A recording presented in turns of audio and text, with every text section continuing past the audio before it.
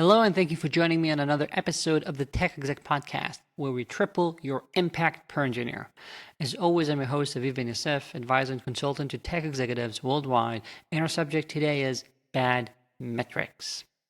Before we get to that, I'm reminding you the Leading Edge Club is open. So if you'd like to join my closed community for executives in tech globally, do check it out. The link is in the show notes. Fill out the application form, and I'm going to get back to you personally. Now, let's talk about bad metrics. So this is something that I've seen happening a lot of times, and I recently had a few conversations about it, which triggered this episode. I've been talking to people about what sorts of metrics they have in the company and how those metrics end up doing the company a disservice if we don't understand how it happens. I've even seen it in my own one-person business where I would set up a goal for myself and then I would trick the system. But the system is me. I was tricking myself just to check that box and feel like I was doing the right thing. And in companies, for example, I just talked to someone about how retention was something that so many companies seem to have as a metric for their VPs. And therefore, so many people had let people who were subpar remain for far too long because they had preferred to have a better metric and suffer, in air quotes, having this person who wasn't that good of a fit for a few longer months than they should have. And this is precisely where a metric goes against what you had in mind. And you always have to think, what would someone do when they're pressed and they have to hit the metric? What might happen in those cases that was not what you had intended? So if you think about your team, for example, if you're trying to measure velocity when it comes to how many pull requests we're closing, you're going to see a lot of pull requests that have no real weight to them.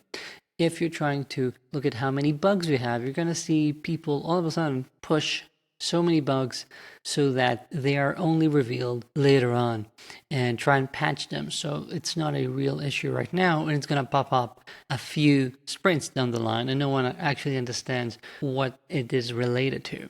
Every metric is going to be gamed. So I want you to think about, how are you gaming metrics? Maybe consciously or unconsciously.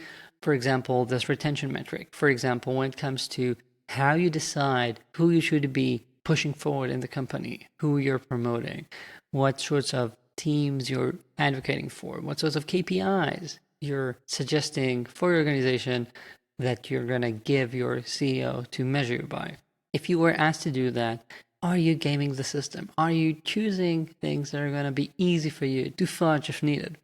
And also think about metrics that you have created for the team, that your managers care about, that your ICs care about, and think, how might these be misunderstood or doing us a disservice? Talk to people. This is actually something that I see people very happily talk about if they feel like telling the truth is not going to harm them. So talk to people and ask them, hey, we just finished a year. We're looking at what sorts of metrics we want to retain, which we want to replace. What are the bugs that you see with the metrics we're currently using? Have a discussion about it. See what people are saying. And really think, again, put yourself in their shoes and think, I have a week to hit this metric because I'm overly scared about what might happen. What would I do? And also, if you see that this is happening too much, consider, why do you have such a lack of psychological safety in the company that people have the need to fudge the numbers?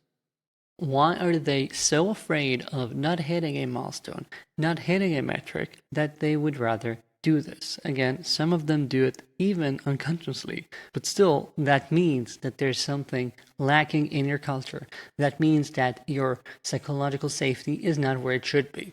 And this is actually partly why I try and not have a lot of metrics for organizations. I know that it's the trend right now. We try and measure a lot of stuff, but even though what you don't measure doesn't get improved, if you measure too many things, or if you measure things without really understanding them, not you, your people don't really understand why we care about them, they might end up harming you more than helping you. So limit the metrics you have to the bare minimum that actually helps you move forward and improve.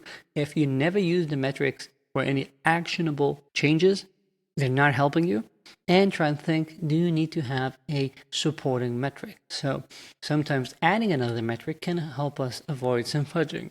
If we look at, we want to have a certain retention goal, but perhaps you also have a peer review system and you want to make sure that you don't end up having too many people who have poor peer review results, but also being in the company for too long. Either they improve or they don't harm the retention count, something like that. Think about how you can help yourself move forward and not end up boxing yourself into a corner due to all of these metrics. That's it for this week. Thank you for joining me. If you haven't yet, do subscribe to my newsletter. It's the best newsletter online for tech executives. And again, do check out the Leading Edge Club, link in the show notes. Thank you. Talk soon.